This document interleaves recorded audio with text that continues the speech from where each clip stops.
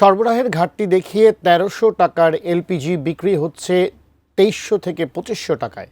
দেশে এলপিজির দাম নিয়ে চলমান অস্থিরতা থেকে মুক্তি পেতে অনেকের ভরসা ইলেকট্রিক চুলা, কিন্তু তাতে ভোগান্তি কি কমেছে?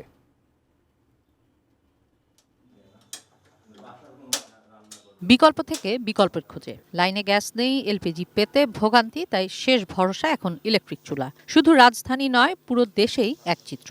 গ্যাস প্রতি মাসে যার কাছ থেকে আনি ওনাকে কল দিয়েছি যে ভাইয়া কোনোভাবে কি একটা গ্যাসের ব্যবস্থা করে দেয়া যায় কিনা।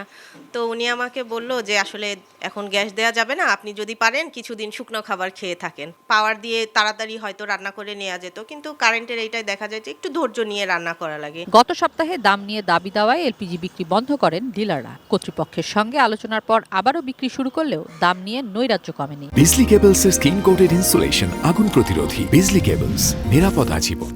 গ্যাস নাই, বোতলে দেখেন ১৩০০ টাকার বোতল এখন হয়েছে ২৫০০ টাকা। আর ফোনও তো ধরে না কালকের থেকে, সিলিন্ডার পাচ্ছে না, রান্না করতে পারতাছি না। ২৭০০ টাকা দেয় না, যায় না ২০ দিন। ২৫০০ টাকা তো তাও পাই না, অনেক জানো লাগে। গত শুক্রবার আমি রান্না করতে পারি না, আমি আরেকজনের বাসা থেকে আইনা রান্না করে খাইছি। ঠিক আছে, অনেক সংকট গ্যাসের। দেশে জ্বালানি খাতে অস্থিরতা বাড়ছে। ভোক্তাদের অভিযোগ, নিয়মিত গ্যাস বিল পরিশোধ করেও মেলে না পাইপলাইনের গ্যাস। বাধ্য হয়ে অতিরিক্ত দামে কিনতে হয় সিলিন্ডার। আমার এই বাসায় এতটুকু বাসার ভিতরে ২ কিলো হলেই চলে।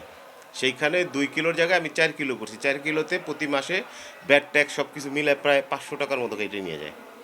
তারপরে তো বিদ্যুৎ দিয়েও রান্না করে পারতাছি না। সরকার কারেন্টের কিলো বাড়াই দিয়েছে, কারেন্টের চুলায় রানলে কারেন্ট ভরতে চাই যদি ২০০০ টাকা পাই, ১৬০০ টাকা ১৫০০ টাকা। সংকটের সুযোগে অসাধু ব্যবসায়ীদের কাছে জিম্মি হয়ে থাকার দুর্ভোগ থেকে পরিত্রাণ চান সাধারণ মানুষ।